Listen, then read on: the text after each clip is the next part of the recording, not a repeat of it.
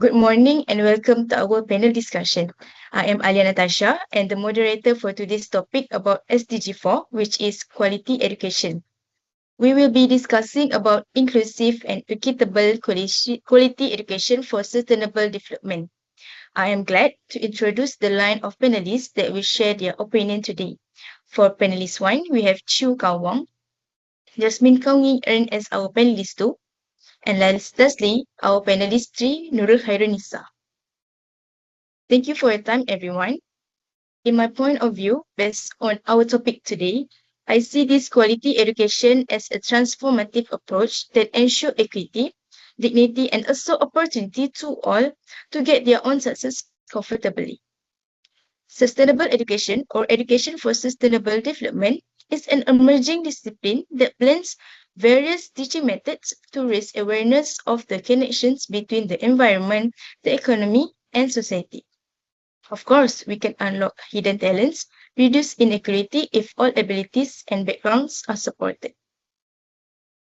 As an example that I can give is the authorities can create learning environment for diverse needs.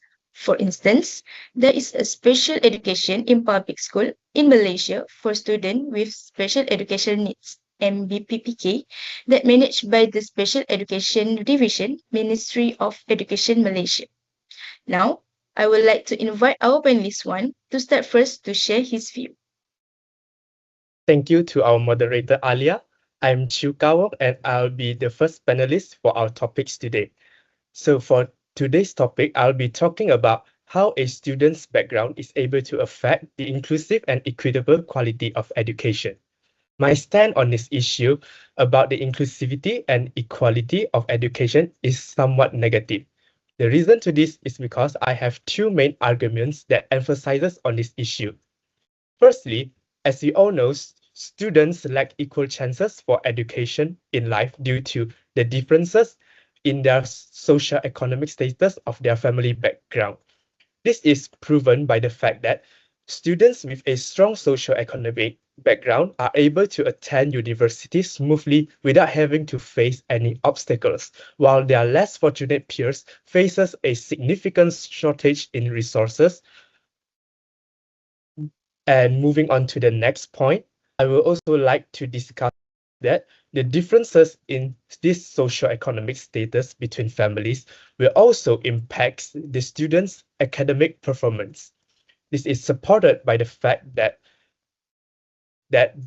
this will create a dispositional psychological barrier, which means that the students will have a vast difference in their psychological state due to their difference in family background. This will not only affect their confidence, it will also affect their academic results in the long run. So, for conclusion, I would like to reiterate that it is necessary for higher education institutions to step in by attracting high-quality educators so that we can ensure all students will have equal access to all the resources for education. That's all from me. Thank you. Thank you to our moderator and panelist 1. Good afternoon, everyone. I'm Jasmine, the second panelist for today, and I'll be sharing about the role of teaching and learning in poverty elevation, particularly how education can cultivate change-maker skills among learners in Sabah. Building on what the first panelist has highlighted about education and socio-economic background, I would like to focus on how education can shape individuals with the mindset and skills needed to create meaningful change. Education that cultivates change-maker skills such as critical thinking, empathy, resilience, and innovation can enable individuals to respond more effectively to complex social challenges. In the context of Sabah, where the incidence of poverty remains significantly higher than in many other states of Malaysia. For your information, Sabah recorded the highest poverty rate at around 17.7% in the year of 2024 compared to the national rate of 5.1%. This approach illustrates how quality education may serve not only as a pathway to employment but also as a powerful mechanism for poverty elevation. Firstly, Teaching and learning strategies play a crucial role in shaping change-maker traits. When students are encouraged to question assumptions, reflect on real social issues, and engage in discussion, they begin to develop critical thinking and empathy. At the same time, encountering challenges in the learning process helps to build resilience, teaching students that setbacks are part of problem solving rather than reasons to disengage. Secondly, curriculum design and hands-on learning experiences further strengthen these qualities. For example, project-based learning, collaborative tasks, and community-oriented activities allow students to apply knowledge in authentic contexts. This is not only nurtures innovation but also help learners recognize that their ideas and action can have a tangible social impact. Thirdly, connecting students to real community issues gives learning a strong sense of social purpose. When learners interact with local communities, they gain a deeper understanding of real needs and constraints. This exposure tends to foster responsibility, motivation, and a stronger commitment to contribute meaningfully to society. As a result, such educational approaches are more likely to produce graduates who are socially aware, confident, and impact-oriented. These individuals are not only academically prepared but also equipped with the mindset and capabilities required to initiate and sustain positive change. In this way, education can become a powerful tool for poverty elevation. Curriculum and education systems should therefore intentionally embed social impact and community engagement so that learners may grow into agents of meaningful and long-term change within their communities. That's all from me. Thank you.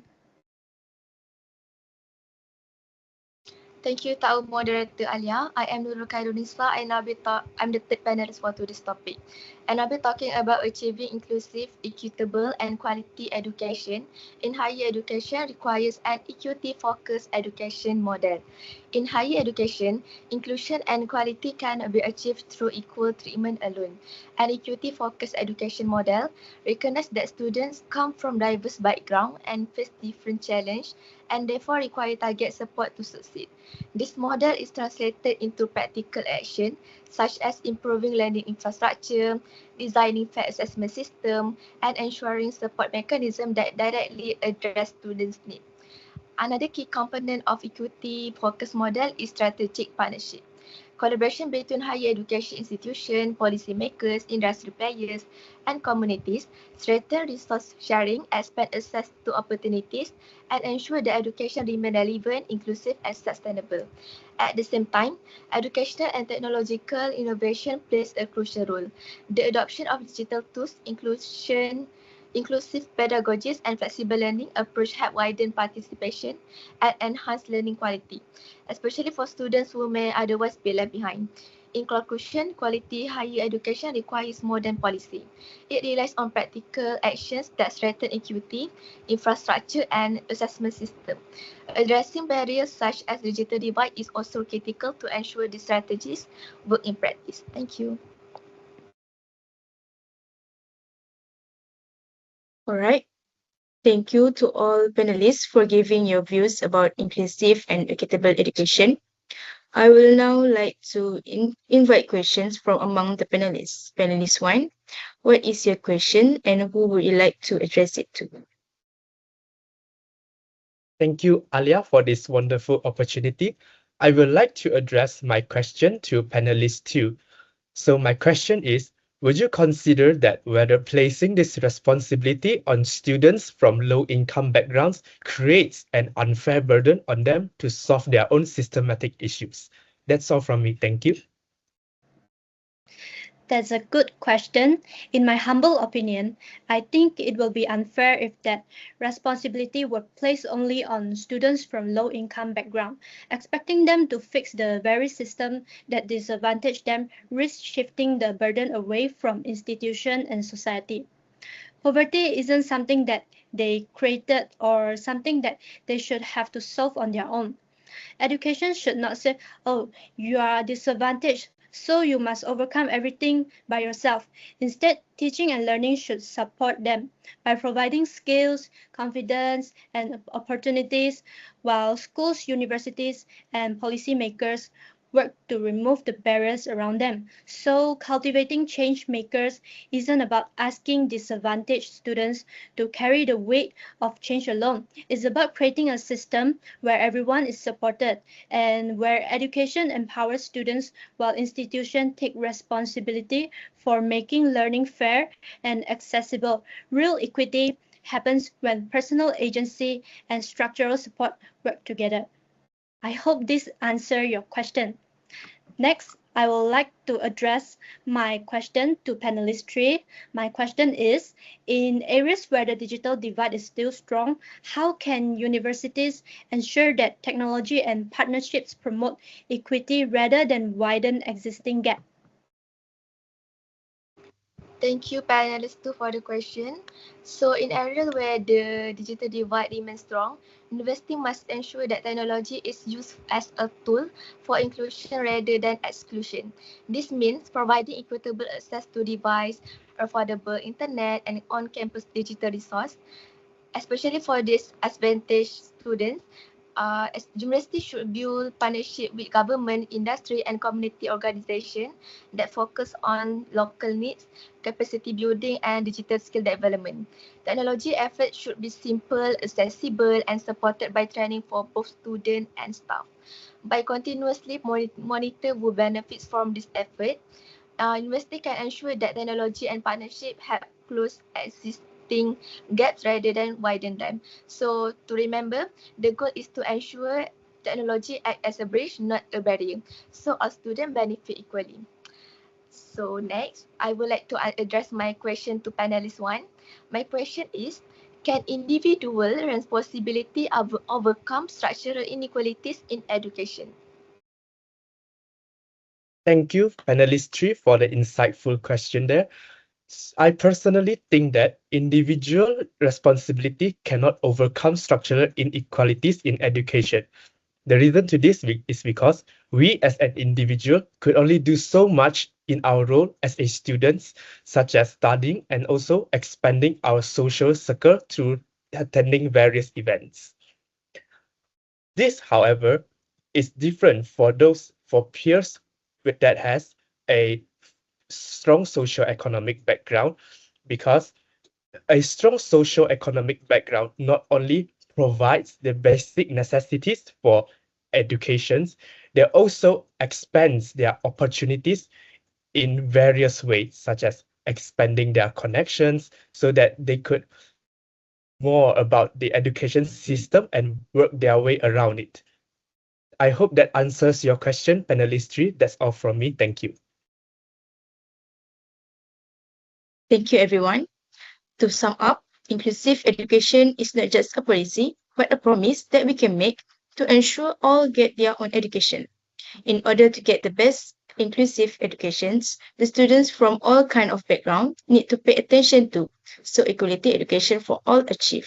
Changes to the curriculum in education also can aim to modernize teaching methods and improve student outcomes. And be strategic when applying new innovation or model structure of learning into education that remains relevant to today's world. A good education is not only a fundamental human right, but it also promotes peace, empowerment, and socio-economic development. Not only that inclusive education strengthens academic outcomes, it also nurtures empathy and prepare our young people for diverse and interconnected. That is the end of our panel discussion. Thank you.